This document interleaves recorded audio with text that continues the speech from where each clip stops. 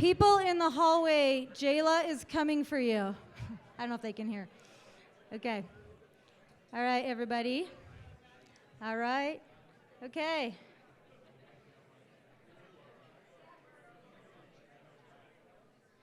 Okay, welcome back, folks.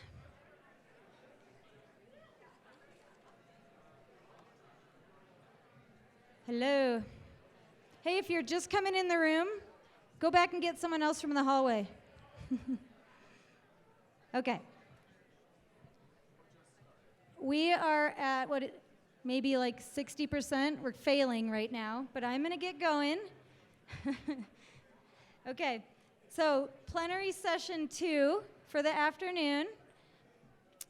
One of the great strengths, I think, of Watersheds Conference, one of the great strengths, I think, about our Watersheds Conference, thank you, is the diverse swath we cut across the people in Colorado and other states working for the good of our watersheds and our communities. So, for about the last 5 years, your friendly neighborhood Watersheds Conference planners have very purposely and strategically been shaping these plenaries to bring together the voices of high-level decision makers for our state and the technical experts that bring a lot of good information. Okay, thank you. Alex had a slide that called out the need for technical understanding to inform this great opportunity with infrastructure funding. And that's because if technical understanding is informing our decision making, we're going to get a lot farther, and it's a two-way street. Our technical experts will get a lot more done on the ground, a lot more successfully when we are dialoguing with our decision makers. So, with that in mind, just like in the last 5 years, we have picked 2 of our restoration industries, thought leaders. And we're going to start with Dr. Derek Booth.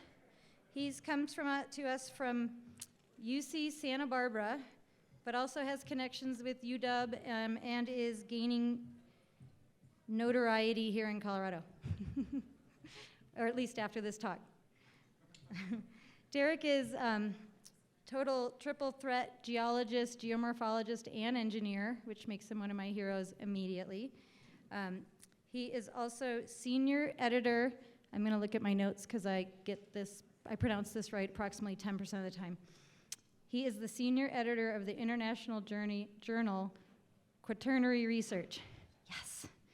Okay. Also, sometimes Derek edits my reports, so I'm actually sweating now. Licensed professional geologist and civil engineer with a focus on fluvial geomorphology on human disturbed environments. And I just want to go back to thought leader, and so get ready for some really cool technical information that is still entertaining. Okay, thank you.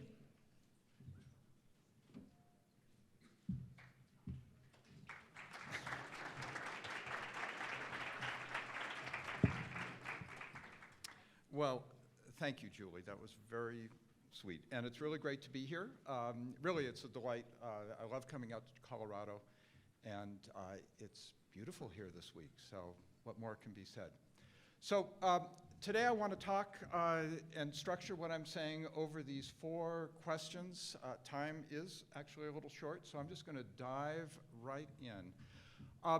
There's probably only like 2 or 3 of you in the audience for whom we need to go through this, but just to make sure we're all on the same page. There we go. I find it really useful to simply appeal to really an earlier thought leader who continues to be so, Ellen Wohl, here in Colorado, who wrote this really great review article a few years ago on the science and practice of river restoration.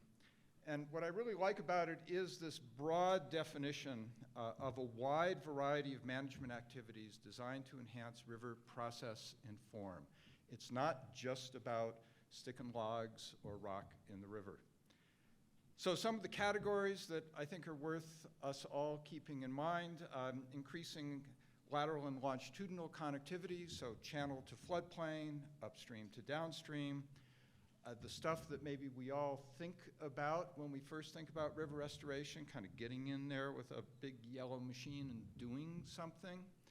And also other actions that may not be in the forefront of your thinking, but really is also river restoration and something that I hope we all can keep in mind here. And so just some examples, again, for really the 2 or 3 of you in the audience who are not already intimately familiar with this. Just some examples from really around the western United States, both here and elsewhere. Okay, so what's the approach to river restoration? What do I mean by that? What's the philosophy? Those of you who were at the workshop this morning have heard all about process-based restoration. It's got a great icon, so we can always keep track of when we are talking about the right thing.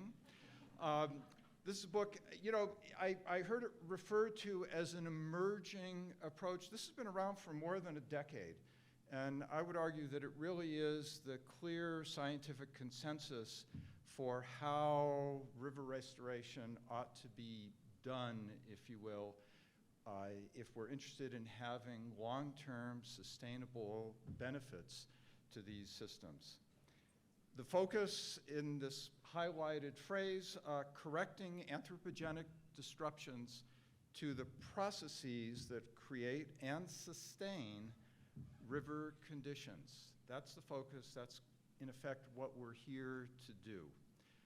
There are 4 principles, and again, they were mentioned this morning, but I really want to just focus on the first one because this is the key. Target the root cause of change. Seems kind of obvious, right? But you know, it's easy to get sidetracked from that. So, for example, we have a symptom, we see something in a river that we think is wrong because we have an idea of what our river should look like, and we may be correct, but if we just go from the symptom, like not enough pools, and our response is, well, let's dig some pools. Or we have an eroding bank, and so our response is, well, let's armor the bank. Okay, that is not process-based restoration. Instead, we need to go back up the causal chain, ask the question, well, what's the cause of these symptoms, and what might be the response to that cause? And I want to make it clear that this is hard. And sometimes you actually can't address the cause, and that's, you know, kind of life in the disturbed watershed. But we do at least need to understand what is the cause and understand what we can accomplish and also what we can't accomplish. So for example, watershed flow control may or may not be something that is within our purview to handle. But at minimum, we need to understand that that's the cause, and we need to try to do what we can and hopefully set some long-term plans to accomplish that.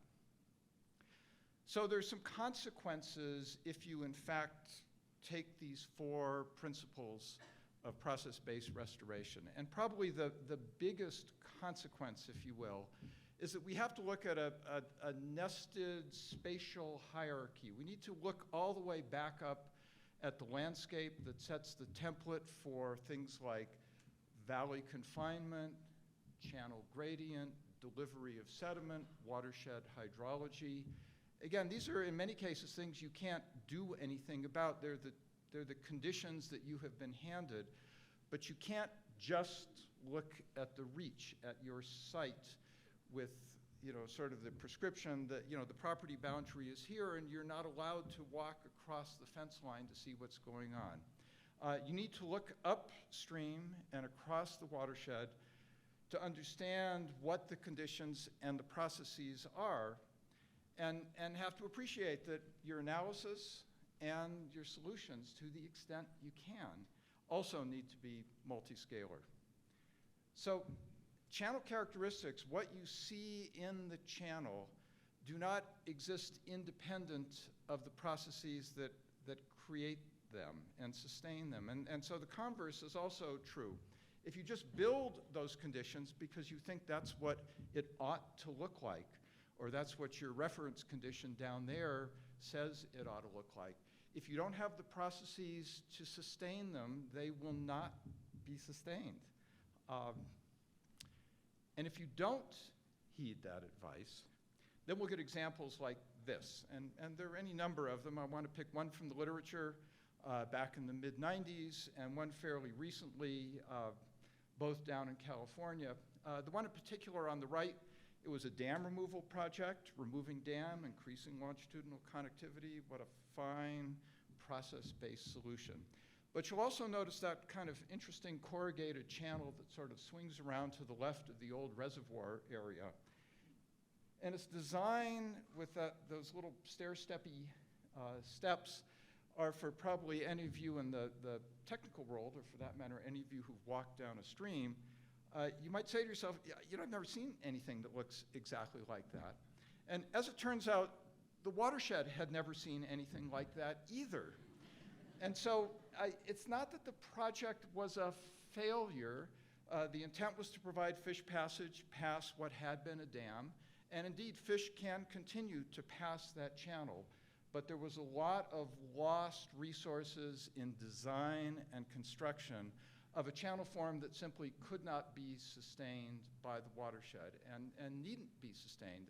Same is true of the one on the left. Don't make a channel that has nothing to do with the processes that are required to sustain it. Okay, so now I want to sort of echo the theme of this conference of looking backwards, bringing those lessons forward. And I want to start with a literature review, because as it turns out, people have been thinking about this stuff for a long time. This is a review of projects throughout the world, 40 years worth, right? We are all kind of a little late to the game here. And on this and the next couple, I've just pulled out a couple of quotes from these papers that I think are well worth heeding. First, stream restoration, we do a lot of it, and the success rate is rather low. In other words, in a review of these, we don't always, in fact, we often don't achieve all, maybe just a subset of the goals that we set out for it.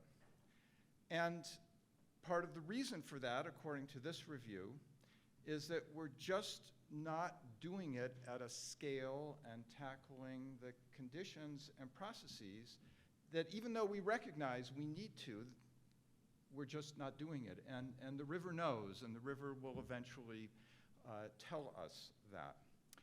Here are a couple of others from Europe. Again, they've been at it for a long time. These have monitoring histories that are anywhere from a couple of years to a couple of decades. Again, the first one, you know, we do see benefit to organisms. They were looking at fish, macrophyte, and macroinvertebrates. But somewhat troubling, they also found that, you know, if you start monitoring these things for long enough, you actually see that some of these effects start to disappear, which may or may not be a suggestion that, well, perhaps we are just building form that the river processes cannot sustain. And eventually, we'll find out if we watch for long enough. If we're only around there for the ribbon cutting, it may look pretty good. The last one, over 800 projects being reviewed. This is not exactly a ringing endorsement. On balance, more positives than negatives. We have to do a little better than that.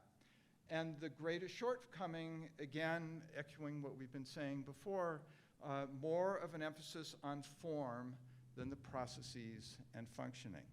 So we're kind of back to, are we after a short-term success? Or are we actually after long-term sustainable outcomes? So a summary of these reviews, and there are others, but there is only so much time in the afternoon. Restoration works. We're not wasting our time here, but the results are not typically quite what we would hope. The documented improvements are much more in the physical realm and sort of the habitat or the measurable geomorphic attributes. but a little less so in the biological ones, which is kind of ironic because at least up and down the West Coast, it's actually the biological concerns and drivers that are typically the source of funding or regulatory requirements for doing restoration in the first place. And we're still struggling to address the root cause of river degradation, and so our river restoration is not operating at the scales that are necessary. So again, we are violating principle one. And if you're going to try and follow a prescription, violating the first principle is never a very good idea. Okay, I want to add one additional evaluation. This is a program called the Intensively Monitored Watersheds, the IMWs. This is a program in Washington State. It's looked at multiple watersheds with a lot of projects concentrated in those watersheds to see if it's possible to achieve a real watershed scale lift over 1 to up to 30 years worth of work and monitoring. And before I dive into this, I know I have to answer a question here, which is, why are we looking at the Pacific Northwest? Isn't this Colorado? So I will turn you to this slide, which came out of a paper written about 15 years ago, and so maybe it's a little out of date. But if you're looking for examples, you kind of have to go where the projects are. And at least 15 years ago, the Pacific Northwest had literally 2 orders of magnitude more projects per unit stream length than, for example, Colorado. So you guys are catching up. This is good. But we look to places like the Pacific Northwest because there is such a rich history of, I will say, both success and failure. So if you want to learn something, you got to look back to where the examples are. But I would also argue, and I know others have said, you know, it's all about water and sediment and gravity, and they all kind of work about the same in both of these places. So forgive me a Pacific Northwest-centric viewpoint, but I think there's still relevance to it here. Okay, back to the intensively monitored watersheds. The kind of treatments that were done, they varied from watershed to watershed. These were watersheds on both sides of the Cascades, so there was dryland watersheds and rivers. There are wetland, believe me, wetland watersheds and rivers.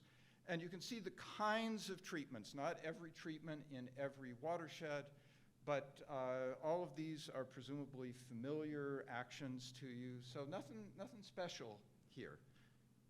What have we learned from this? This review was just published in the last 6 months, and it was a sort of an intensive look back over these last 30 years of monitoring results.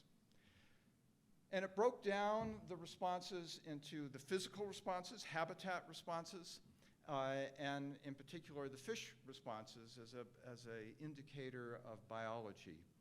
And you know, green bars are good, gray bars are neutral, orange bars are bad. And really, without walking through all of these, really the take-home message is that it echoes what we've heard from other reviews. By and large, we're pretty good at achieving physical outcomes that are, at least as the way we think of them, beneficial broadly across the board. The biological ones, you know, we're not quite as good at. We can still say, based on this review, that there is a net benefit, but actually there's actually some harm that is done. And it may not be harm directly as a consequence of the restoration activity, although in some cases it may be, but it's harder to achieve biological outcomes that are beneficial.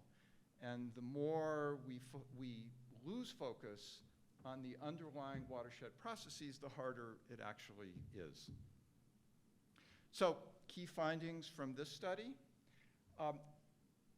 The authors emphasize, and this is something that comes out of the original process-based restoration work as well. The first thing you should try to do is protect what's already there and already good. It's so much easier to hold on to what you've got than to try and rebuild it after it's failed. So protect first, reconnect second, laterally, channel to floodplain, and longitudinally up and down the channel. And only after you've run out of those options and spent all the money you have on protection and reconnection, then go ahead and go inside the channel and try and do some restorative work there. But there's a very clear sequence, and we forget that sequence often. But it's really the way to go if what we're seeking to do is to protect, maintain, restore watershed processes. And again, the more broad scale one implements those restoration activities at the scale of the stressors, the more successful we'll be. So that's kind of the strategic for those of you out there in the programmatic watershed management world. For those of you who are more kind of down in the stream doing design, barrier removal can't go wrong. Longitudinal, lateral, you will never have a problem there. You are right in line with every guidance of process-based restoration. You know, the 2010s I would call the decade of large woody debris. Everybody loves large woody debris, and we still love large woody debris. The review, and believe me, the IMWs were no exception. We have literally hundreds of installations of large woody debris in these watersheds, and they have been monitored for years and decades. And the conclusion is, yeah, by and large it helps, but not everywhere, not all the time. So it is not a panacea. It is just one more tool that actually may or may not provide you with long-term benefits. And then lastly, and now we're back to the managers and funders, there's a commitment involved. It takes years to decades sometimes to see a response, both beneficial and sometimes not so beneficial. And it is likely that an initial project installation is going to need to be revisited. So I was listening to the previous talk about how this money all needs to be spent by 2026. I'll tell you, that's not enough time. It just isn't. And I don't know what to tell you about that, except you better find some additional funding sources if you want these projects for which you are going to spend tens, if not hundreds of millions of dollars on, to actually achieve their long-term potential and their long-term benefit. So that's a problem not for the designers, that's a problem for the managers. And I wish you luck. Okay, I want to spend the last 10 or 15 minutes looking at 4 specific examples, one of which is actually this slide right here that's provided our background. These are 6 examples. Again, I'm sorry, we're back in the Pacific Northwest. We're in Western Washington, some of the major rivers draining off the Cascade Range, which is just off the slide to the right. And you'll see 6 starred projects there. They've been in the ground anywhere from 1 to 12 years, 13 years now. And we don't have time to look at all of them, but we are going to look at 4 of them. And I'm going to start with this one. It's the most recent one. It was just installed last year, Loans Levee. So here we are. It's this one. We're back at Loans Levee. We're looking downstream post-construction. You can see where the levee used to be and the side channel that was excavated. Those were the 2 of the major actions of this project. You can see there's a fairly good-sized river. Here's a historical pattern of flows. The first is 1936, where we had pretty widely available air photo coverage. You can see that obviously Loans Levee did not exist in 1936, since the 1936 trace of the channel goes pretty much right through it. The levee was built in the 1960s. And what I find really instructive about this image and about this river's behavior is that from a really remarkably, and from a habitat creation point of view and geomorphic view, delightfully dynamic channel upstream of the river, as soon as it hits the levee, that's it. It's like, you know, game over. It hits the levee, it, if you will, gets stuck along the levee, And we never see this pattern again farther downstream. Basically, it turns into almost a canal from here practically to Puget Sound. So this had been targeted as a place for, fairly obvious place for levee removal. And one of the goals was to get the river to occupy what's labeled there the Oxbow. That was a pre-1936 channel trace. So here's the topography. Pre-removal, obviously, the levee really shows up nicely there. The Oxbow is highlighted, and you get an idea of it. And here's just some field views, because those of us who are, sort of field river people just always like to see what the landscape looks like. The upper right is what that levee was. It was, really a non-trivial structure. It's about 1/3 of a mile long, full of rock and big trees on it and a road. So here we are post levee removal. You can see what the actions were over there. Side channel, stabilizing the Oxbow Lake. There was a Christmas tree farm on the other side of it, and the owner wanted to keep his Christmas trees. And so here's an aerial view post construction. You can see the two drone operators down there circled in the sort of center left to get an idea of the scale of this project. Also where the levee used to be, the excavated side channel, the entrance to the Oxbow. So this is the project after 5 months and 1 or 2 modest-sized flows. It's too late to say a success, although, trust me, everybody has. I wanted to highlight some of the design lessons that were applied from prior projects, some of which we'll look at in a minute. Taking advantage of the pre-existing floodplain topography, particularly the Oxbow. Aggressive grading. That side channel was really dug out in order to push water into it, and large engineered log jams were used to split the flow to put it there. I suspect that we will learn some things from this project, not the least of which is that when you split flow, you absolutely increase edge habitat, you increase channel length habitat, but you also reduce the energy of the flow in any particular channel. And over the long term, part of what we want out of our channels is for them to migrate, consume floodplain on the outer bend of a meander, and create new floodplain and new habitat on the inner bend. And so in some way, we may be, if not shortchanging that process, we may be at least dampening that process as we increase the number of threads of a channel. In addition, there are some fairly robust and well-tested analytic means to evaluate whether the particular combination of hydrology and valley gradient and sediment supply, none of which you have any control over, actually will support a multi-thread channel at your site. Not every river in the world is longing to be a multi-thread channel. They're not all dying to be beaver meadows. If they are, then we need to really try and restore those. But not all of them are, and we need to know which is which, because otherwise we'll spend a lot of time and effort and money building something that will not be sustained. Okay, we're going to move downstream now to the Porter levee. Also a little farther back in town. This has been in the ground for 5 years now, and we have data for that. Here's the before and after LiDAR DEM.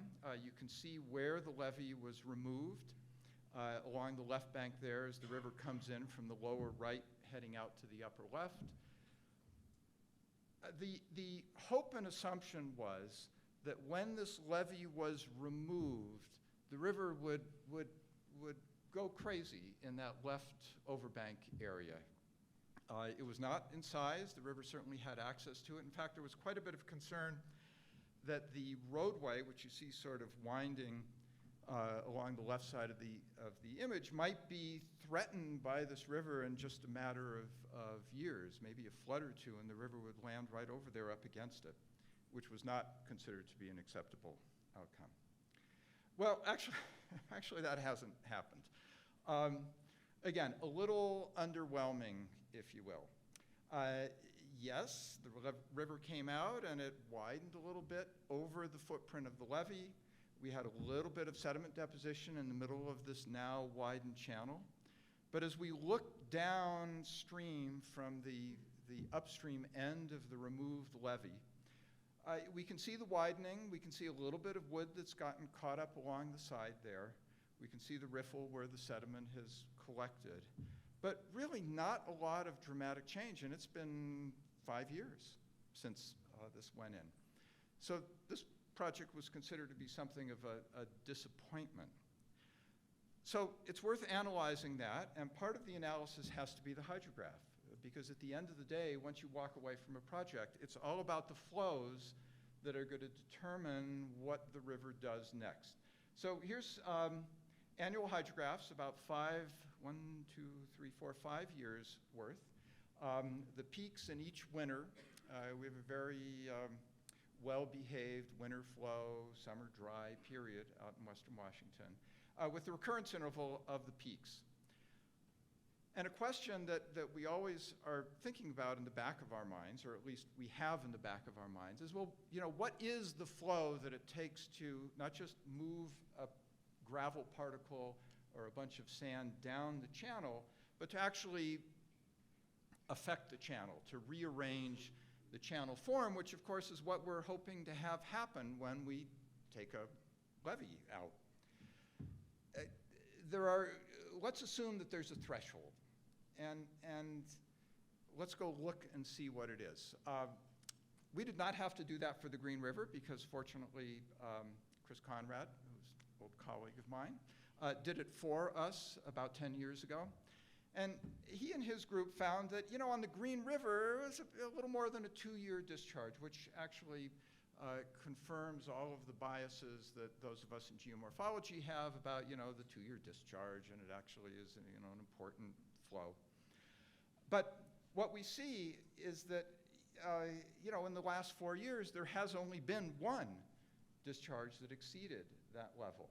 And I will mention, of course, that even though this one happened to conform with our biases, you don't get to take that to every river on the planet and assume that once you see a 2-year discharge, big things will happen. But it's a construct that's worth carrying forward. So maybe part of the reason is that in the 4 years since construction, for which we have air photo coverage, that's why the last year is blanked out, there has only been one event that has given the river an opportunity to do something with its newfound freedom. We'll have to see. But design lessons from this project, the first and foremost, I would argue, is that hydrology matters, and you have no control over its timing. This is a problem for projects with limited funding and monitoring intervals, you managers out there. We can see what happens when you remove a levee. The river gets a little wider, gets a little shallower, and that's kind of pretty much it. If you want the channel to create a multi-thread pattern, you've got to do more than just allow it access.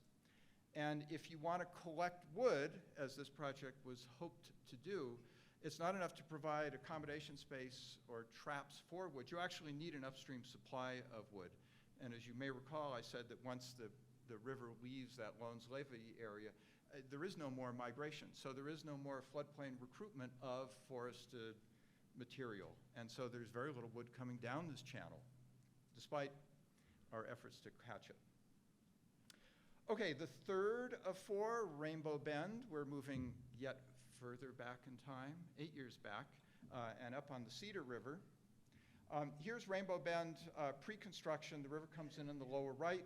It goes under a bridge. It makes a sharp left-hand bend and then a sharp right-hand bend. The heavy yellow lines were existing revetments and levees as of pre-construction. The construction was to remove that first bend with an eye toward getting the river to occupy the right bank floodplain. It did not remove the next bend because there is a state highway there. And also a couple of floodplain channels were excavated to improve the lateral connectivity between the channel and its floodplain with the removal of the levee. And so here's the LiDAR imagery of it post-construction. You can see where the levee was removed, a couple of side channels that were constructed, and one cutoff channel that was there pre-levee and was presumed to get reoccupied once the levee was removed. Okay, and then here's a view. Again, we need a field view. We're looking downstream at the first left-hand bend. You can see the right-hand bend way down there in the distance, and the side channel is heading off to the right there, just to give you a feel for it. And you can already get a sense, well, look, you know, the channel has widened out, the side channel has been occupied. And we look at the hydrograph, because now we know we're supposed to look at these things.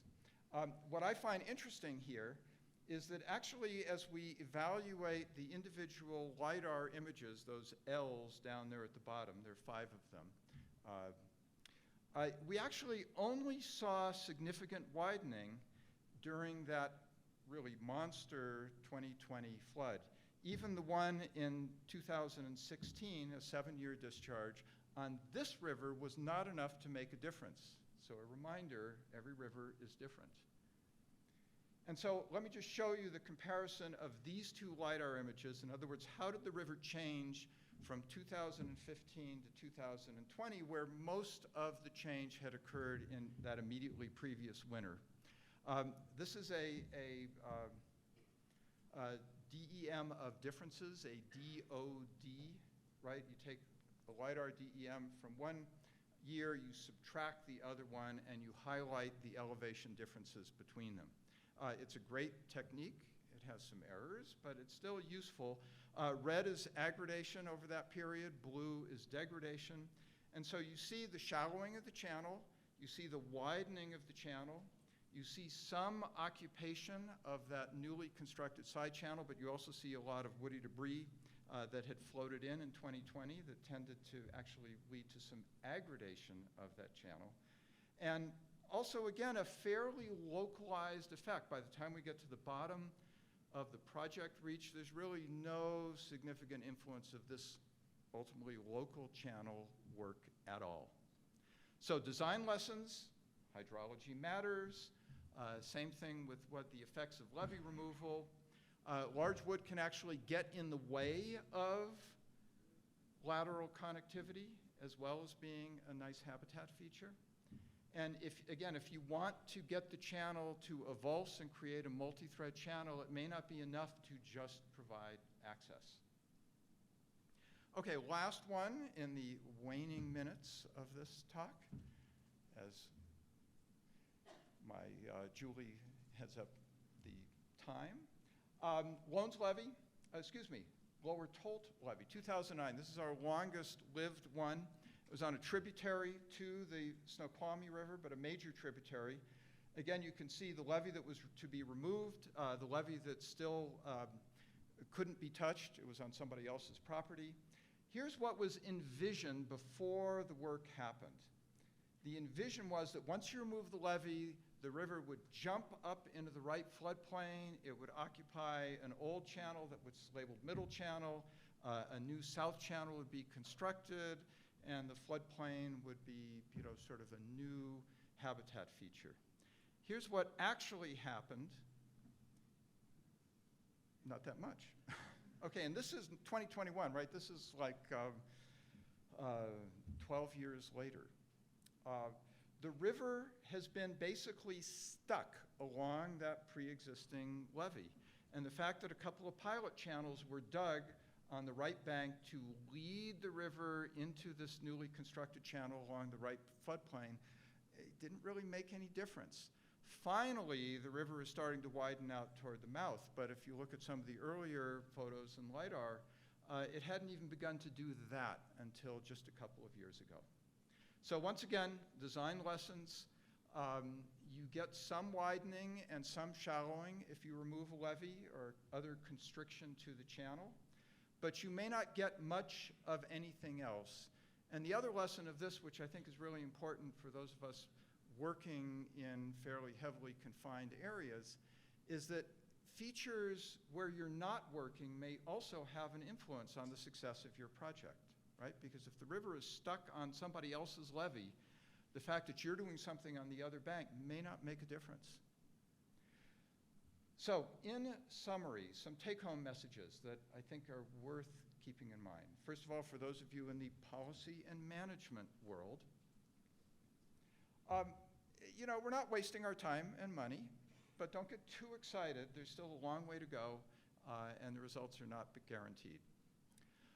There is an order to which you should be considering projects or the application of your resources, and they do not begin with digging up stuff in the channel. They begin with protecting watersheds and headwater areas and riparian zones that are already or are still in good condition.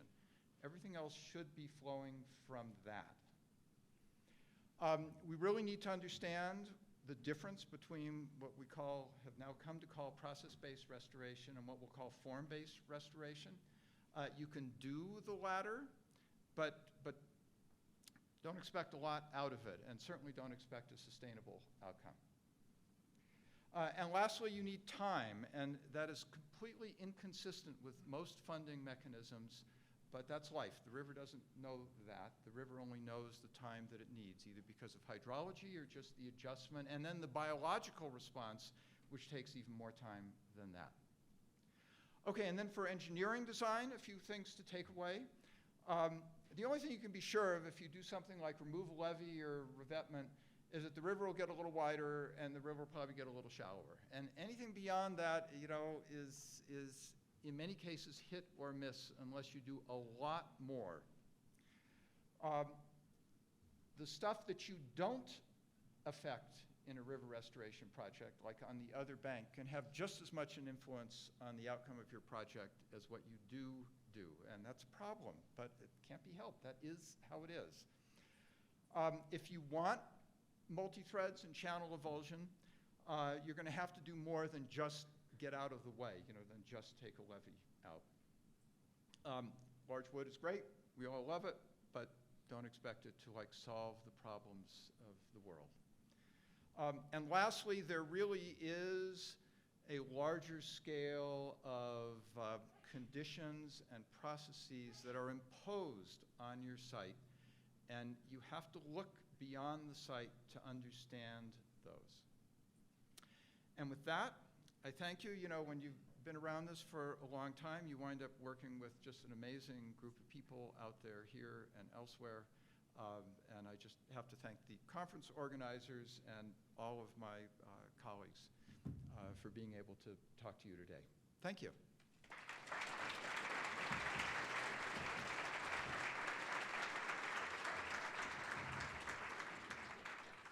Apparently, that also gives you the ability to come in like within seconds of the target. So I've been doing it for a while. thank you. Okay, so Jayla and I will take questions. You guys are my side again. Anybody have questions? We're going to try to keep it short, 3 to 5 minutes, and then if we don't get to you at the end, we're gonna hear from Peter Skidmore, and then we're going to bring Derek, Peter, and Alex back up to bring it home, so you have a couple chances. Any questions for Derek? Presentation. Does it work? Yeah. Thanks for it. I think hydrologically great. And what do you think about the water quality perspective when you shallowing the water level? And what happens to the temperature, sediment movements? Temperature is, depending on where you are, and in these systems, temperature is a big deal, and it's certainly a big deal in much of Colorado. Shallowing is a problem, especially if you have low flows in the summertime and are hoping to maintain a biological community that's sensitive to temperature during that period.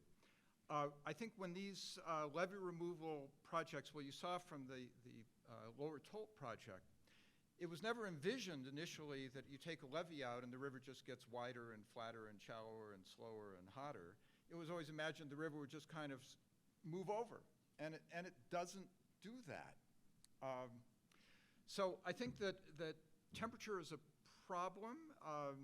You can't, at the same time as you're removing a levee or a revetment, rebuild a mature canopy for a riparian zone. So there are going to be temperature impacts, and I think that is just going to be part of the years to decades of recovery of a project, of a site to a project. A project is a disturbance. I make no mistake about it.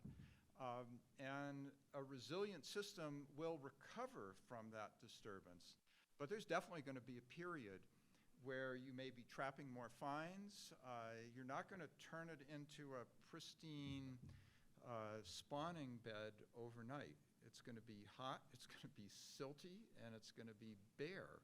And, you know, we can plant it and we can encourage the river over, but it's going to be a process, and it's going to take time to get there.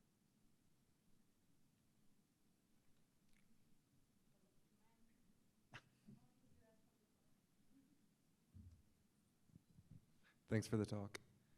Do you think that these levee removal projects had correct goals of wanting a channel to avulse and or occupy previous areas? And if so, if these goals were correct, what would you have done differently to allow for their success?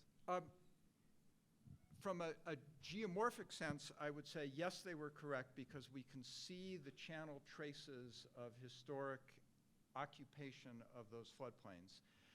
And to varying degrees, these floodplains have elevations that are consistent with the modern river being able to access them. That's not true in every case, because as I think was mentioned earlier, maybe in the morning session, you know, one of the legacies of human impact on rivers is incision. I mean, it's just like it's a universal. And one of the consequences of incision is that a river that used to occupy a floodplain on an annual or biannual basis now, you know, kind of doesn't get there at all, which gives us a whole other restoration challenge to deal with. In these cases, I would say that at minimum, the relic channels were accessible.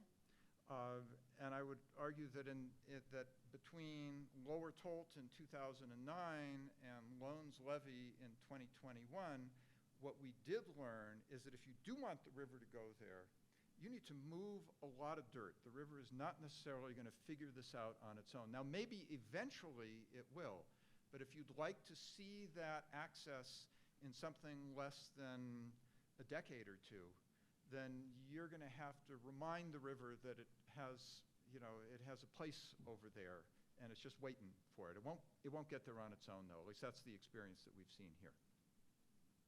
What do you think about using large wood strategically to nudge Absolutely. That was, Lowndes not only excavated it, but also built, you know, 50 log structures to split it well. Not like 4 sticks and a couple of willow wands. Yeah. Okay, thank you. But we will get another crack at Derek later.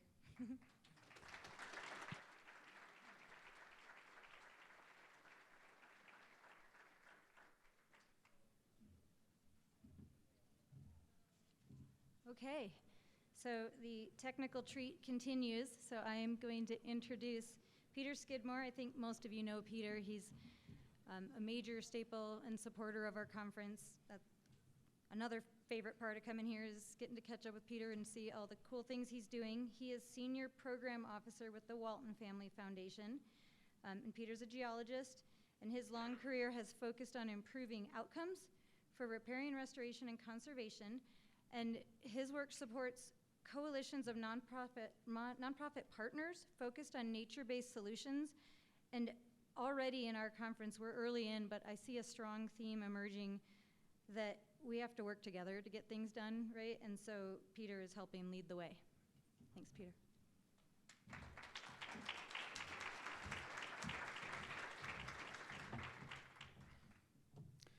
Hi, everybody.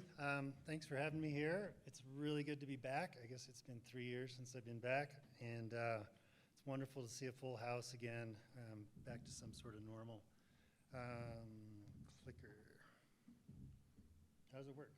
Push the green button? Okay. Very good. So I'm going to talk to you a bit today about the nexus of riverscape restoration and natural infrastructure, and how that might solve a number of big societal challenges, at least in part. So at first I want to just reflect a little bit on something that happened in my home state of Montana this spring. You all may have heard of all the big floods and the devastation in the Yellowstone River ecosystem and all over southern Montana. We had a terrible winter. It was dry. The skiing was not any good. And then all of a sudden in April, it started snowing, and it snowed all the way through April and all the way through May.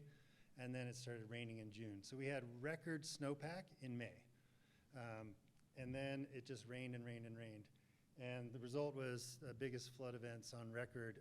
Actually, not only the biggest on record, but almost 2 times the biggest ever recorded flows. So these were massive flows.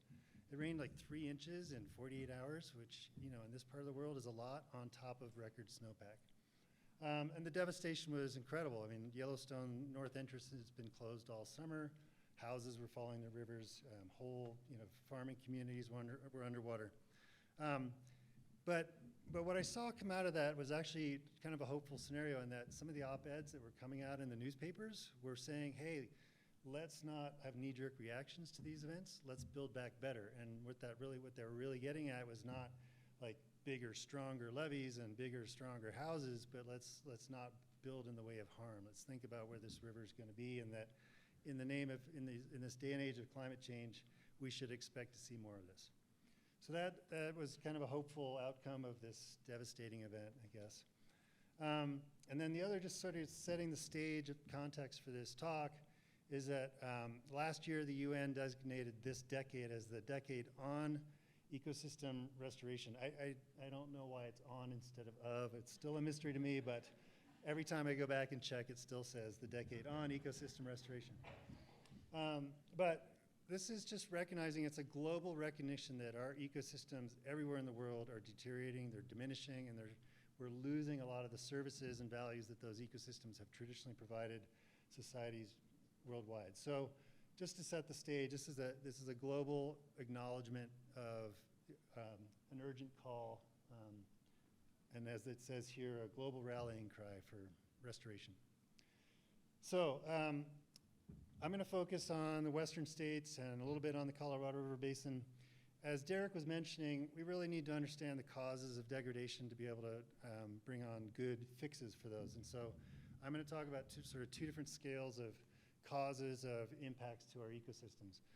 In the western state, all over North America, the first things that happened were the removal of beavers. I love this image. It just shows a really complex, messy channel and this old trapper dude in there grabbing beavers. And that was kind of the start of everything in terms of decline of our watersheds. And then more and more Europeans came into the landscape, and we've had all sorts of landscape scale land use challenges: grazing, forestry, urbanization. But all that to say that we have these landscape scale impacts, and that if we're going to have big solutions to these problems, we have to think about these and come up with some landscape scale solutions in addition to local solutions. The net impact of all these watershed scale impacts is really sort of an impact on hydrology and sediment delivery. And just very generally, we used to have very gentle hydrographs where water was stored in the spongy watershed landscape. And then over time, from beaver removal, from grazing, from logging, from urbanization, we end up with a much flashier, more rapid delivery of runoff. And that's where a lot of this degradation occurs, is from that change in hydrograph. The other scale of impact is right in the river corridor, in the floodplains, in the river valleys, and that's land conversion from agriculture and land conversion from urbanization. And as you can see from these images, it just completely changes and limits the amount of natural function and the ecosystem services that river corridor can provide.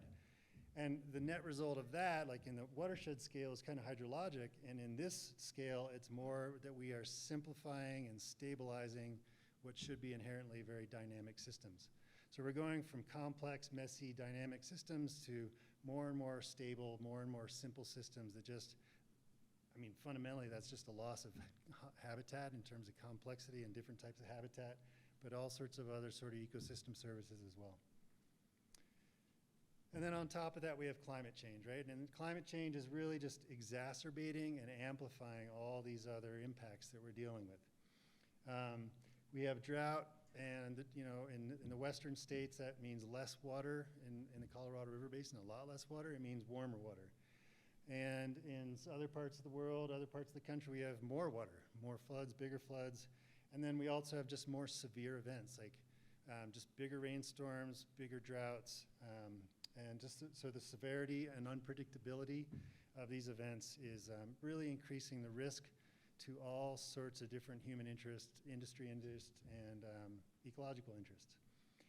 It's also really increasing the risk to to gray infrastructure, engineering and gray infrastructure, all of our water resources infrastructure like dams and levees, water treatment facilities, bridges, roads.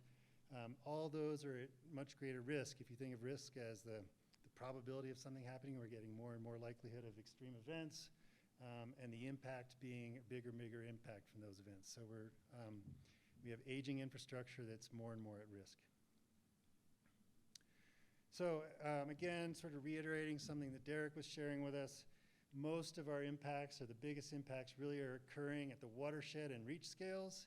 But where are we focusing most of our actions? We're focusing most of our actions at the reach and at the site scales.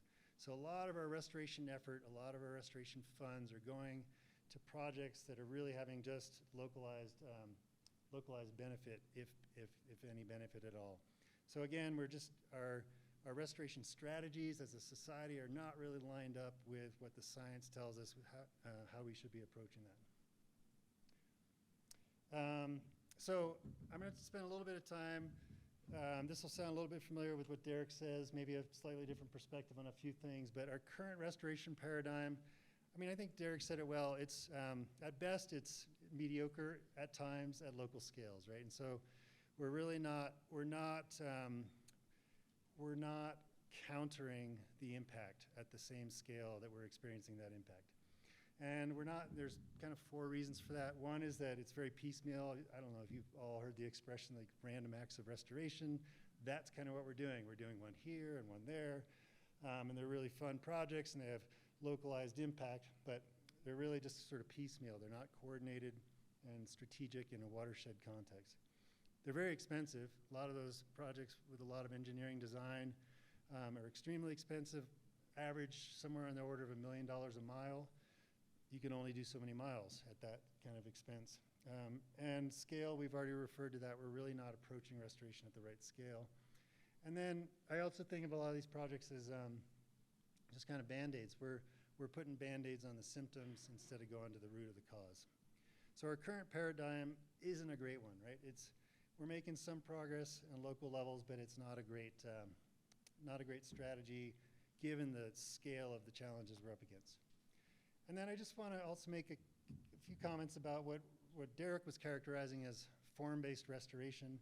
It's really the popular restoration tactic of our age for the last 30 years is form-based. I spent a lot of time working in the Pacific Northwest. There's a lot more non-form-based and process-based restoration going on there, but the rest of the US, there's still the dominant approach is what we would refer to as form-based restoration.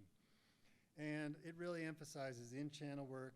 It really emphasizes recreating form based on reference conditions or some empirical equations. It's a very high cost per mile, and ultimately, it's actually sort of aggravating that simplification and stabilization challenge. A lot of these projects are fundamentally stabilizing the channel and simplifying it relative to what a natural channel would have looked like. So, where do we go from here? I didn't get quite around to it. I wanted to make a whole box of hats that said, "Make rivers messy again," and throw them out to you all, but just didn't quite get to it. Maybe next year I'll bring my "Make Rivers Messy Again" hats. But it's encouraging to see so much talk about making rivers messy, and there's a lot of good messengers in this realm, but I like that expression just because it makes it sort of accessible and people can understand that. It's like, oh, that looks terrible. It doesn't look like what I normally think of a river as. Well, maybe that's a good thing. So what we really want to be doing, I think, as a paradigm shift is 2 things. One is thinking about things at a different scale, and then what we're doing is getting out of that sort of simplification and stabilization box and trying to make things more messy, make them more dynamic, and give the river more leeway to make its own decisions on some level. I'll try not to anthropomorphize rivers too much, but I'll do that a little bit today. So what does that mean in terms of just old school, new school? On this left side, you see a progression of Waichus Creek. I believe it's in Oregon. The top is what it used to look like. It actually looked like a fairly healthy meadow with a nice little stream meandering through it, a little bit incised. A lot of people would not have seen any issue with that. Restoration scenario down to the bottom, you have a very diverse, complex wetland system there. It provides way more habitat. If you think, you take any 3 or 4 species and each one of them has 3 or 4 life stages, that's 9 or 10 different specific habitat requirements times different times a year. So you're instantly getting into hundreds of different sort of microhabitat requirements. The only way you can provide for all those microhabitat requirements is to have a messy, complex system. And so the critters can move around and find what's right for them on that particular day or season. So sort of that current paradigm of popular approach of form-based used to produce river systems or restored systems like the one on the top. And what we're getting now with a newer approach to trying to make things messy is what you see on the bottom. It's the same creek, just 2 different sections of that creek, different restoration projects and different eras of restoration. So there's two sort of emerging, well, they've been emerging for a really long time, but they're still emerging and getting more and more emergent, I guess. Strategies for restoration that I want to account for. One is what Derek was referring to as process-based restoration, and the other is just this concept of freedom space, giving rivers freedom to be, to exercise, freedom to be dynamic, and freedom to sort of find their own equilibrium. I want to make one little caveat to this PBR process-based. There's a lot of low-tech process-based restoration going on that I think is sort of the new approach to restoration that everyone's really excited about. And I just want to, I guess, call out that that's really just one piece of the whole process-based paradigm. So Derek did a good job of describing process-based as essentially trying to address the cause of the problem instead of putting a Band-Aid on the symptoms. Low-tech PBR is just one approach, one kind of process-based approach for one kind of problem. But it's a good example, I guess, of what we mean by process-based restoration.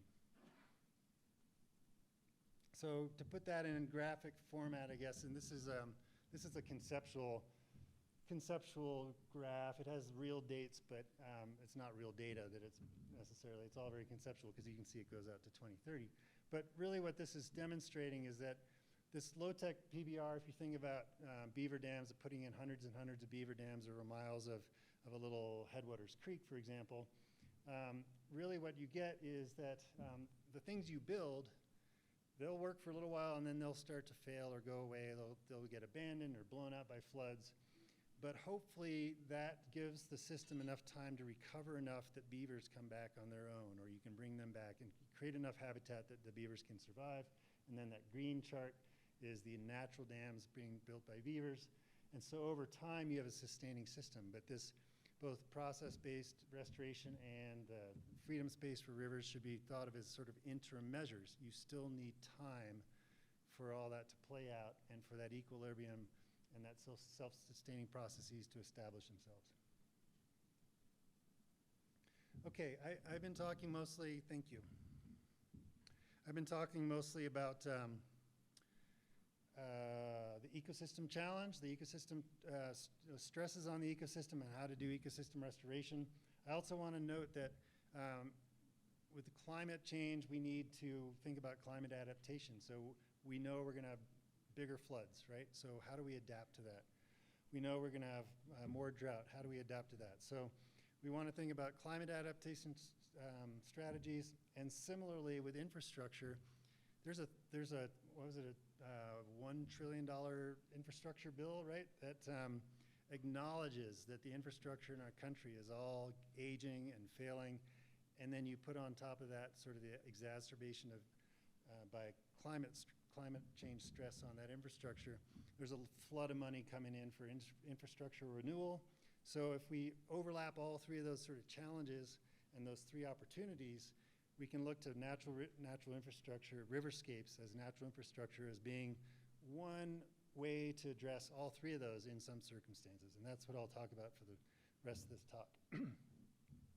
So natural infrastructure. Natural infrastructure is really recreating or protecting different forms of nature, and that those are managed and protected to provide economic, social, ecological value. So natural infrastructure actually can supplement or replace gray infrastructure in various circumstances to various degrees. It can serve as infrastructure. It can serve as a dam. It can serve as a reservoir. It can serve as a levee. It can serve as what we traditionally, as a water treatment facility. So we can use conditions in nature to meet those same types of infrastructure needs, either in total or in part. Similar kind of graph just shows, like in the natural infrastructure, this is comparing a actual live natural beaver dam. I've never seen one so perfect as that. This is on the Gallatin River in Yellowstone National Park, but it's like the perfect little dam, but it was a nice comparison to your typical great infrastructure dam. And you'd need thousands of the ones on the top to equal some of the benefits of the one on the bottom, but you would get some of those same benefits. You'd get, you'd capture runoff to mitigate floods or to reduce flood risk. You'd store water and it would release itself more slowly through the summer, just as another dam might release water through the summer. So you can get some of those same benefits that you use that an engineered structure might provide, but at a fraction of the cost, and it would be self-sustaining. And again, just the two different graphs. The thing with gray infrastructure is the moment it's built, the moment it's finished, it starts to deteriorate, right? It goes into its life cycle decline at that point. You build a dam, the reservoir instantly starts filling with sediment. That may take 50 years, but it's always on that sort of declining value. Whereas with natural infrastructure, it can increase in value and its benefits over time, and it may plateau, but it will be self-sustaining at that point. So there's really two types of infrastructure that we're really focusing on at the foundation and with all of our partners. One is source water wetlands. I just list out all the different types of ecosystem benefits, co-benefits that come from wetlands as natural infrastructure there. And then the other is floodplains. So I'm just gonna call floodplains and wetlands sort of two different forms of natural infrastructure. They're structures, they're things you can go out and look at, and they can serve as natural infrastructure. How do we move all this forward? Like as a community of folks with a common interest, I think, in watershed health and river health, and in solving some of these big challenges of depleting or diminishing and aging infrastructure and climate adaptation. How do we move all this forward? I think we need to do really two sort of sets of things. One is shift the restoration paradigm. I explained already, how I see the restoration paradigm to date as not really serving us as fully as it could.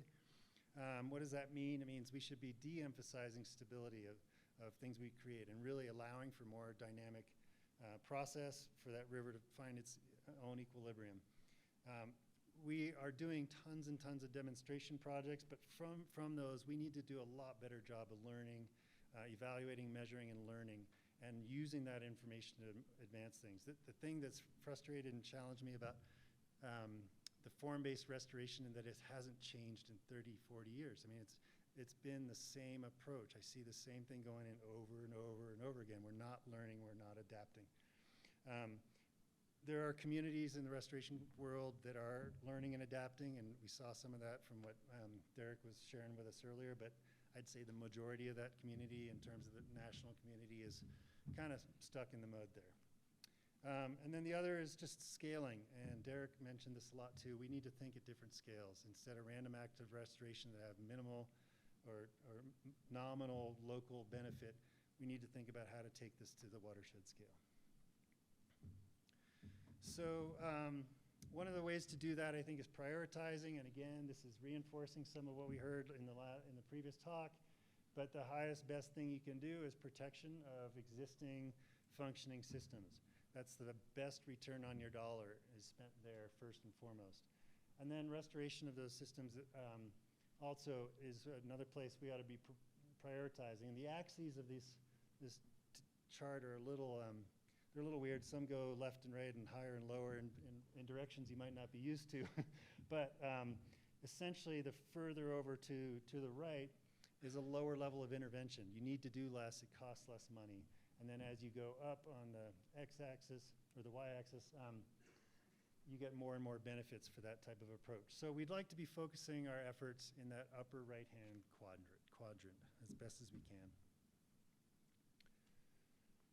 So I'm just going to start to close up here and talk to you a little bit about the Walton Family Foundation, our Colorado River program, what we're emphasizing, and how we work with partners. And I'm going to use the pronoun we a lot, and it's what I'm really referring to is not just Walton, but we're a funding organization. We support other organizations doing really good work, and we are thought partners with those organizations, but they're really doing the heavy lift. So when I say we, I'm really referring to all of our partner organizations that we support, and many of whom are here in this room with us. So overall, what our Colorado River program, our environment program in the foundation is to protect and conserve nature systems so that people and the environment can thrive together. That's a pretty lofty and general goal, but it's something I wake up every day glad I can be working on. And we're doing, thank you. We're doing that in really 4 different arenas. One is in the policy arena. So we have a lot of folks working on policy, and that, at least in the case of scaling this work and putting that infrastructure money on the ground, one of the barriers we're seeing is in permitting. Like the NEPA process is just really getting in the way of a lot of these restoration projects and taking them to scale. So we have people working on streamlining permitting, streamlining just the budgetary process of getting that money from a bill and a yes to on-the-ground work. We're also doing a lot to try and just leverage public investment. I think someone earlier was saying how, philanthropy, yeah, we have a fair bit of money, it seems like, but it's peanuts compared to what the public sector has. And so what we really need to be doing as a philanthropic work is leveraging those bigger public resources. And then another arena I think that we are appropriately supporting is in science. And the science, in this case, what I'm referring to in particular is quantification science. Like, we hear people all the time now saying, beavers are great, wetlands are great, and they are, and they say that they're bringing all sorts of benefits, but we don't know how much. And so if we don't know how much and where that value is, it makes it really hard to spend money well, and it really makes it really hard to bring private investment and even public investment in. One of the things we hear from water resources, reservoir managers, their biggest concern is sedimentation. They love this idea of lots of little beaver dams and BDAs and other sorts of dams catching sediment, but they can't quantify it, they can't put in their benefit cost analysis, so they don't invest. And so what we're investing in right now is an effort to sort of quantify those benefits, build some models that can suggest what volume of benefit you get in what types of different areas, with the hope that that can spur sort of private and public investment in this kind of work ongoing. After that infrastructure money's gone, then hopefully we can keep that funding coming, just because people will understand the actual monetary value of this work and of those ecosystem services. And then capacity and community. Capacity is one of the biggest challenges. It can't be short-term, and there's no money in the Infrastructure Act for capacity necessarily. So how do you get enough of a workforce in the permitting department, in the agencies, on the ground, in the restoration industry? How do you get enough capacity there to actually take advantage of all this money? I heard some great ideas from the state of Colorado. I love that model that they're building to provide that capacity and fill that gap. And so we're working with them as well to advance that. So that's in a nutshell kind of how we're approaching this work at the Walton Family Foundation and our Colorado River program. And with that, I'll close up. I just want to say thank you all for your interest.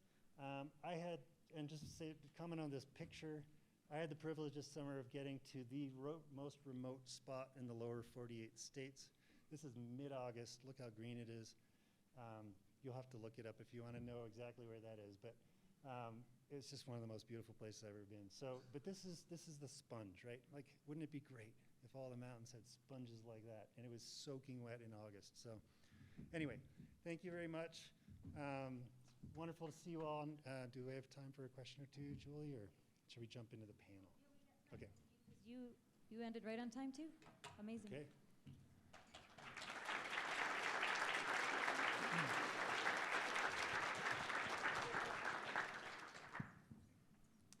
How are you doing?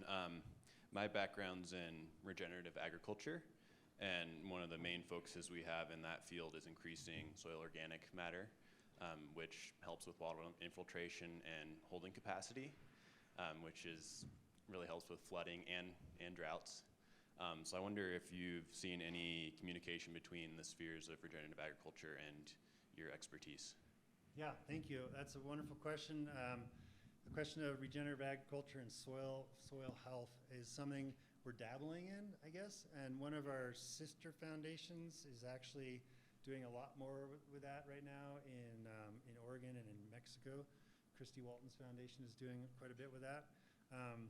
But I think that's one of the scaled solutions that we need to be putting in our toolbox, right? And I think if you consider that 52% of the entire Colorado River Basin is public land, I think it's something like that. And if you add tribal lands, no, it's 54% is public, and then another 16 is tribal. If you combine tribal interest and public lands, that's like 70% of the landscape. So can we manage that landscape different to that end, for that soil health, and that's another part of the sponge. Like we're really focused on the wetlands and the floodplains as being the biggest pores in the mountain sponge, or in the watershed sponge. But what if the entire watershed had a bit of that, like a veneer of sponge character as well? So I think it's an important tool in the toolbox, but it's not something we've dug into very deeply yet. Yeah, thank you.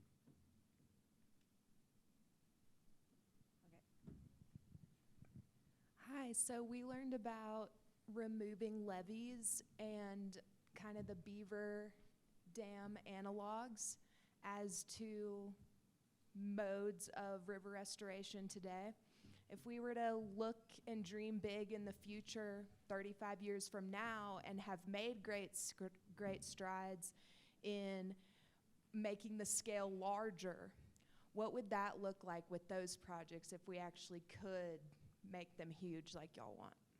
Yeah, dream big, and I think we are kind of dreaming big. So one of the things we're doing right now, for example, is working with the Bureau of Land Management. They're the biggest land agency and landowner in the Colorado River Basin.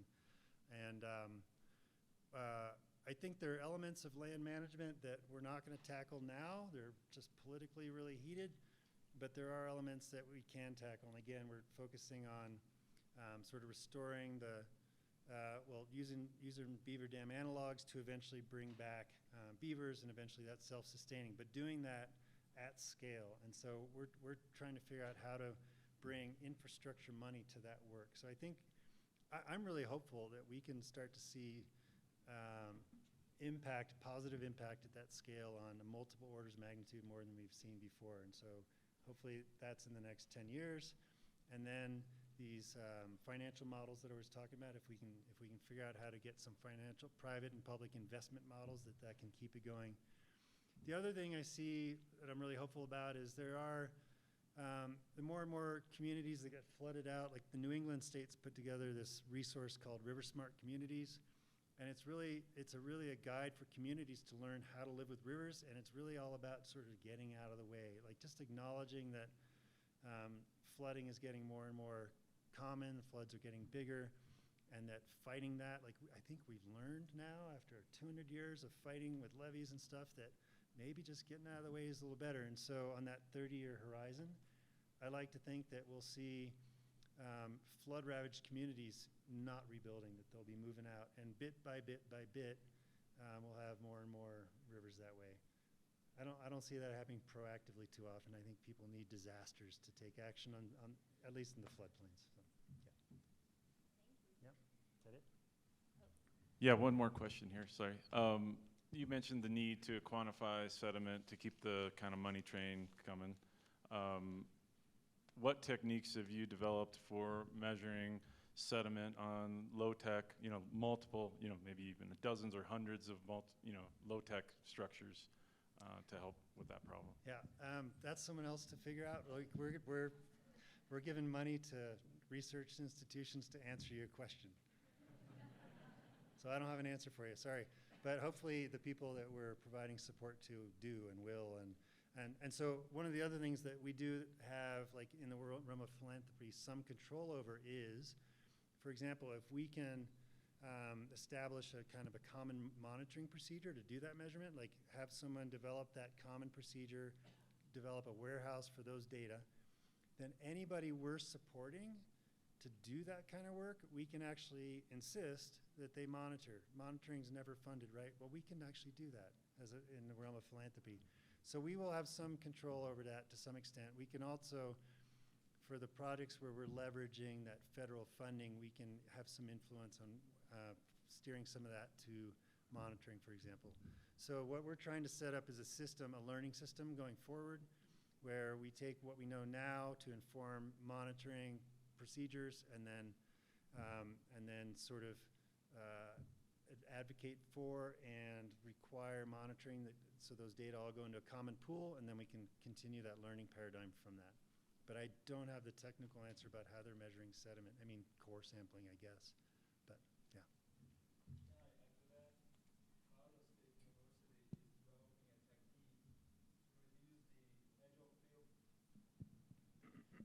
Colorado State University is developing a technique to reduce the edge of field monitoring cost, or equipment cost, from about $20,000 to sub $1,000. So near future, they are testing actively right now. So in near future, the cost should be reduced, and probably it will be used widespread. Okay, thank you. Can we get Derek and Alex back up? And possibly Alex was going to bring a friend from the panel. If you want. Okay, you're on your own. Okay, yeah, thanks, Peter. Yeah.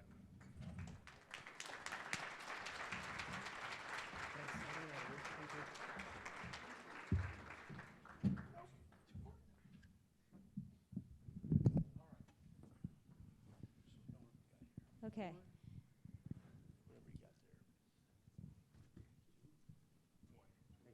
So we'll do one more round of opening to yeah. Make yourselves comfortable. Okay, I'm going to send a question that each of you can answer however you want, and then we will also, that's just to get the juices flowing, but this is, so our first plenary discussed these once-in-a-generation investments and how we can position ourselves to take advantage of this moment in time for Colorado watersheds. So in each of your practical experience, how do you think these investments can be made to greatest benefit? Like, what do we need to keep front of mind? Just give us the answer. All right. I can start with just a few ideas. So I think one thing we need to consider is public-private investment. So again, if you think about Bureau of Land Management lands, they're all interspersed with public lands. They're all actually used by private interests almost entirely. And so to advance this work and to really have that money hit the ground well, we're going to also have to build public-private partnerships at the local level all over the place. So I think that's one thing we can do to take advantage of it. And we're starting to do some of that work as well, just trying to test different models of public-private partnerships in rural landscapes. And then another, which I'll just reemphasize, is I think really the biggest bang for a buck right now, if you're thinking about river resources and riverscapes as natural infrastructure, is really focusing on that wet natural infrastructure, which is wetlands and floodplains. There's a lot of other ideas about what natural infrastructure is and forest management, but I think focusing in on those valley bottoms and getting those functioning again is probably the biggest bang for the buck at this point. And for me, I would actually just point to the upper right-hand corner of Peter's graph and say, look for the areas to protect. I have to confess, along, I think with Julie, always cringe a little at these shovel-ready projects. because that is just an invitation to wrap another Band-Aid around some gaping sore that will have little to no impact or long-term consequence beyond the local site. So I guess what I would be hoping is for pretty much a complete reorientation of how I heard the agencies starting to think about this, from project, site-specific, ready to, dig some holes and stick some willows in and throw some rock at it, to looking for areas of the landscape that are still intact, that are still bring a high quality of aquatic ecosystem function, and just grab them, tie them up in some way, size, shape, or form that is appropriate to the current land ownership and land use, but that really protects them going forward. That's the only way this money is going to make any difference of more than 4 years down the line. Yeah, and I guess I'll just add, 2 thoughts. I mean, based on, these presentations. One is, I think given all these different funding streams together, now's the time to kind of think about how to kind of stack sort of restoration approaches on top of each other in a targeted landscape. So if you're not a flow-centric organization, find a partner that does flows. If you're a flow-centric organization that doesn't do restoration, find that restoration partner. Now's the time for those organizations to kind of break down those silos and to kind of think about the riverscape as a single unit versus kind of just touching on each of those individual buckets, because collectively all these federal funds can address each of those issues. It's just like you can't think about the one aspect of the problem. The second, I think, piece of advice that we've certainly seen a year in is you have to attach some of this aquatic restoration, PBR, natural infrastructure sort of dialogue to where the agencies are thinking. So let's just use the Forest Service as an example. Huge amount of funding through this infrastructure law and IRA, but they're really thinking about fire and how to address fire risks to communities. And so we've been trying to push that, aquatic restoration plays a role there because that spongy ground doesn't burn. It can prevent downstream impacts. And the Forest Service is still kind of grappling with this. You might find a district person or a regional person here and there that kind of gets that connection. But in DC, that's not necessarily the case, and that's where these funding decisions are being made. And so you kind of have to think about the tiered structure of these agencies and tying some of these project priorities to where you're kind of seeing the trade winds blow, so to speak, in terms of where these agencies want to put dollars. Thank you. Okay, do people have more questions for all 3? Thank you. I'm coming.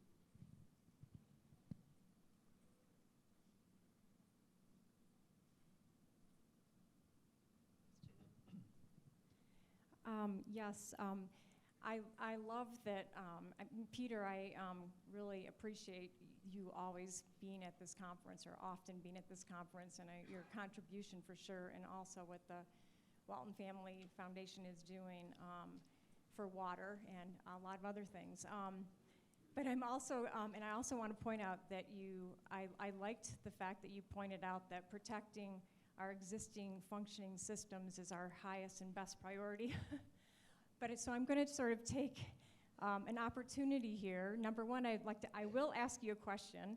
I'm a little nervous about this because I work for Pickens County, and what I want to talk to you about, and I want to kind of take this opportunity for, is there are some Walton family members that live on the Crystal River in my neck of the woods. And I know you're probably aware, but we are looking for wild and scenic designation on the Crystal River. We're doing a large community process, a stakeholder process based on that. But it would be really wonderful if they might like to weigh in on where they stand on that, because the Crystal River is one of our last large wild-free rivers in Colorado. So I was wondering if you could maybe ask that question, take it back to headquarters. Sure, I'll give a fairly quick response to that. One is that we, and I guess, again, the proverbial we meaning we and our partner organizations that we support, are doing a lot of work on promoting wild and scenic river designations all over the Colorado River Basin states, and we're having some good successes there. And again, we're not doing the heavy lift, but our partner organizations that we're supporting are. The other, and then more pointedly to your comment about specific Walton family members, I work for the Walton Family Foundation. We have a governing board. There's a good and I think appropriate separation between our work and the particular interests of individual family members. So we do have occasional opportunities to talk to them. And I will keep that in mind, I promise. You're welcome.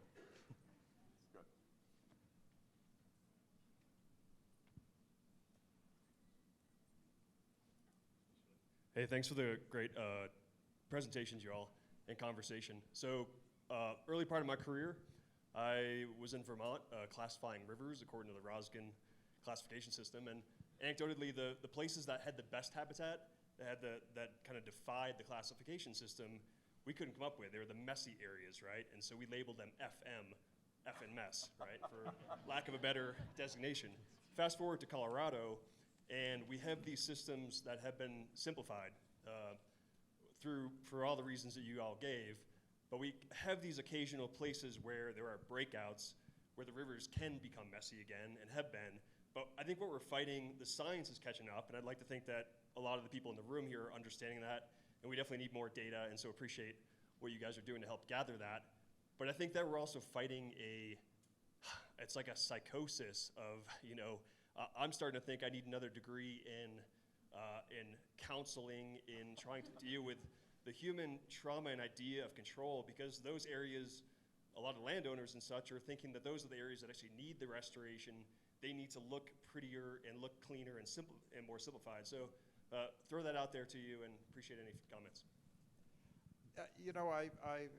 Again, hearkening back to the morning conversation, I believe Travis showed the results of his search of rivers in art, or art of rivers.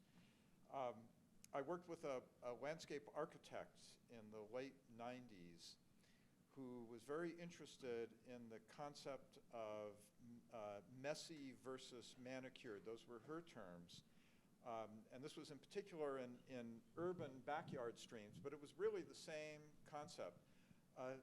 That's what we sort of collectively, intuitively want to see. We want to see the European manicured single thread, I used to call them Disney channels, with butterflies flitting and Bambi sort of grazing by the side of the stream. And you're right, there's a completely different paradigm that needs to be infused. I would say the science is there. The practitioners, by and large, are there.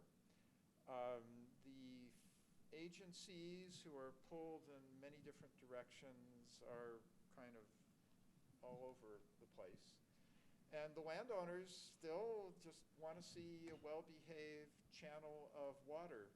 And I mean, I don't have a solution to that except to say that as long as no one's going to give them money or a permit to maintain, we'll just call it the sterility of what we used to all think, myself included, as a right and proper channel, we're still going to be fighting that. And I mean, I congratulate you for making the transition. I think most of us in this room, I mean, I'm older than most of you, but I still had to go through that transition also, for sure. And it's been a very healthy process, but it's not a quick one. Can I just? Next year's panel will include a bunch of psychotherapists. Yeah. Julie, can I add on to Derek just a little bit? Thank you for that question. It's something I've been really struggling with for literally 30 years as I've been trying to understand what really works and trying to pay attention to the science. And so I think there are a couple things. One is that what's been hardest for me to admit and taken the longest for me to admit as a scientist is that most people out there are not rational thinkers in terms of paying attention to data, and that's just not what changes their mind, right? I mean, it does me, but that's not the way the world turns and changes. So we need good storytellers, and we do invest in that. We invest in storytelling. we need good artists. You were talking about renditions. I still find that even the people who are talking about messy rivers are still drawing things that aren't really that messy. So we need good artists who understand this. And then I think where we really need to get the science into that common understanding is in the agencies, the resource management agencies, because they're relying on short courses that aren't necessarily giving them the best available science. So I think that's another place we really can start to act. Yeah, and multidisciplinary needed for river restoration now includes therapists and, what did you just say, artists? And storytellers. And storytellers.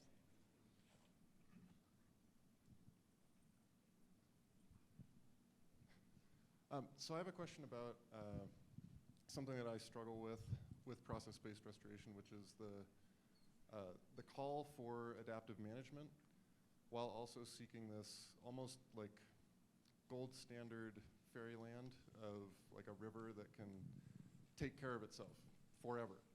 And I would even put this in the realm of the places we're trying to protect. So I agree that protection is, the best use of our money.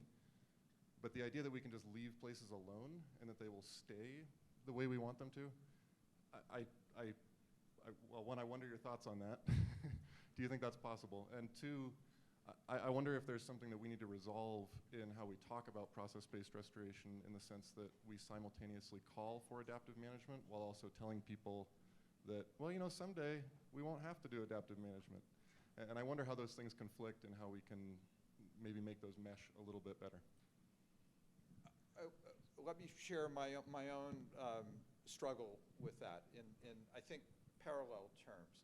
So there was a paper written some years ago, maybe a decade ago, that looked at form-based restoration, and they called it, in derisive terms, the field of dreams hypothesis, right? You build it and they will come. So that was and I'm sure many of you have heard that. I came to appreciate that, actually process-based restoration is exactly the same thing, right? Because we believe that if you restore the processes with maybe one or two intermediate steps, they will come. And we don't actually trouble ourselves too much about all those intermediate, it's like first you do some stuff, and then a miracle happens, and then the outcome that you want will happen. And we do actually need to own up to the fact that us, PBRers are also engaging in a certain level of field of dreams. We're not building it, we're building or rebuilding or protecting the processes. But at the end of the day, we're still taking a kind of leap of faith that it's all going to work out. And I think we can argue that the science says, yeah, that's probably true, but the science would also say, well, are you really restoring all of the processes? Are you really managing things external to your watershed that might have an influence, like fire or climate change? Are you really willing to wait maybe not a year or a decade, but maybe 100 years, maybe 200 years? I mean, at the end of the day, we can say, yeah, it really is all going to work out. But that sort of skips over the inconvenient truth that we all still function at various places in our roles within some sort of a human management context. And something that's going to take 100 years might as well not happen at all, because no one is going to sort of fund us or applaud us for something that's not going to happen until we're all dead. So that's how I struggle with that.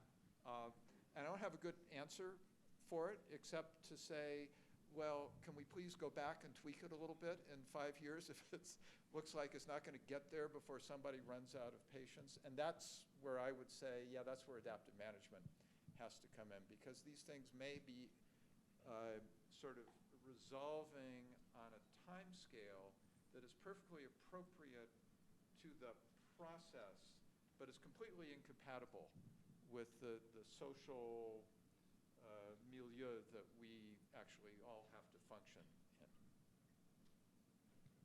in. And now we've added mortuarial services.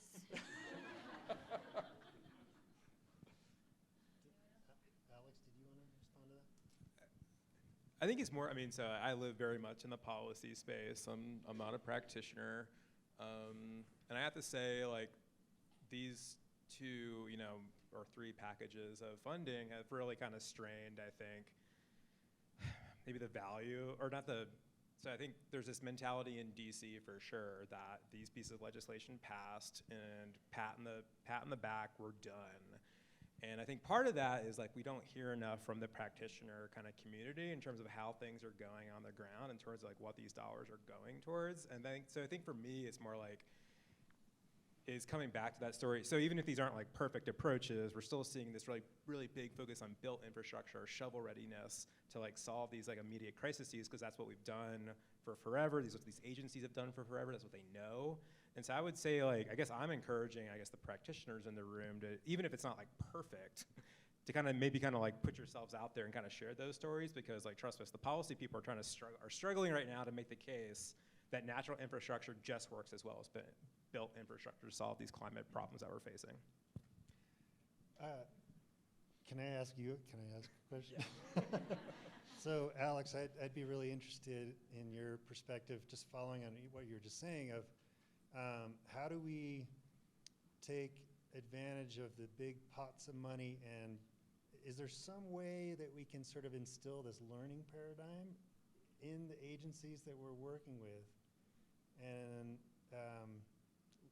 is there some way to leverage those pots of money to also do that rather than just putting it all on the ground, so that we can address some of these questions about adaptive management and learning and improving results? And do you have any thoughts on that? I mean, I think the challenge right now is sort of asking what each agency envisions success right now with this investment portfolio. Like, how are you defining like success with all these resources? Because sort of what we're seeing, I think for the most part with a lot of these agencies, again, is this random acts of conservation. We're just like chucking this money across the landscape. Let's just use reclamation as an example. We have 17 states. They fund projects in 17 states. If you look at a map of their projects, there's not really necessarily a rhyme or reason to it. So I think for part of it is like, I think if we want to see more of that demonstration or application of new things, I think the agencies need a better understanding of what they're like trying to like fix and like dial into that more. And I think this community can be helpful in kind of maybe broadening that. I think this gets to that long-term resilience discussion, because I don't think necessarily all the agencies are thinking with the lens of this funding through that like long-term impact. They're thinking on that short-term window of like, what can we get done? Because there's so much political pressure to like do something. Seems true. Okay, this is last one, and I'm not going to be bullied any further. Thank you, thank you, Julie. I just want to maybe add on to what you were saying and get a reaction from you guys, which is that I don't know that we should be expecting the federal agencies to be the ones that have the vision for the entire landscape, because you have a whole room of people in here that work at the local level and are creating visions, right, for their landscape at a local, like community-driven level. And so part of what needs to happen is I think we all need to do a better job of creating visions for our communities, which then we go to the federal government in order to implement and fund. So I'll say that and see what you. I'll offer one model from Washington State, and it relates to part of what I showed today. Washington took one piece of its own internal funding, this is back in the 1990s, and said, a subset of the resources we have, we are going to invest in these very specific, intensively monitored watersheds, and we're going to actually try to do something here that is systemic and comprehensive, and furthermore, we're going to monitor them so that everybody can learn from it. They didn't put all their money into that, but they put a very well-defined subset and made, somewhat surprisingly for a political entity, a long-term commitment to that. I mean, they've managed to keep this program going for over 20 years. And you can see, they kind of scattered it around so the East Siders couldn't complain that the West Siders are getting all the money, and, the ranchers couldn't complain that the urban areas are getting all the money and so on and so forth.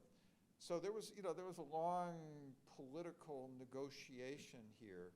But at the end of the day, this driving paradigm that if we're going to actually have a chance at making systemic watershed scale benefits, we actually have to pick some watersheds, because we can't do it everywhere, and make that commitment. And we're not going to burn all the money doing that, but we're going to burn enough of it so that we might actually learn whether this makes sense. And I would argue that the outcome is, yeah, it makes at least as much sense as everything else we've done, and maybe a little more even.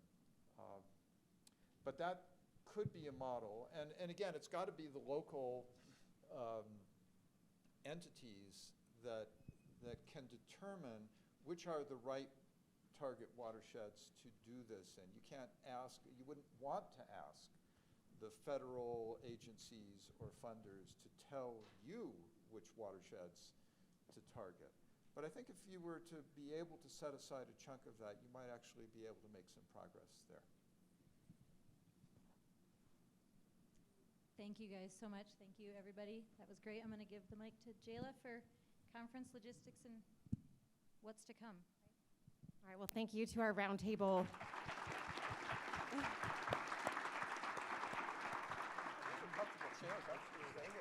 It's always really hard to cut off these conversations, but we do need to end. And thank you so much for letting us in on your insights and wisdom. And I think some really good things to continue discussing over happy hour, which we're moving into. And so just a few announcements, and then we're going to boot everybody out of this room so the hotel staff team can come in and quickly set up for dinner. So happy hour is from 5 to 6:15. We're back up in the library, which is right next to the registration table. And thank you to our beer and wine sponsor, Odell Brewing, for donating the beer and wine that we'll be enjoying. You should all have received 2 red tickets in your name badge. Mine are showing. So those will get you a couple of beverages, and those are available until we run out, and then we'll transition to a cash bar during dinner. Dinner starts right at 6:15, so come on back down here. It will run till 8:30 and includes some brief awards presentations as well as our keynote presenter. And then after the conclusion of dinner, we will have kind of casual fireside chats. They're not scripted or organized like they were last year, but we really encourage everyone to gather out on the terrace behind the Stoke and Rye restaurant, and also off the library, right behind the registration table, to spend some more time socializing and discussing all these ideas. One last thing, you will need the white ticket in your badge for dinner, and so that's just for fully registered participants. And then we have a special dinner planned for our scholarship participants, and so I'd like to direct them to meet at the registration table at 6:15. They are going to be hanging out together there, and I think that's it. So thank you again for a great afternoon, and we have... I'm sorry, it's green. It's green. You guys do get to eat. It's green. Thank you. Thanks, Brian. Okay. Green ticket. All right, thanks, everybody.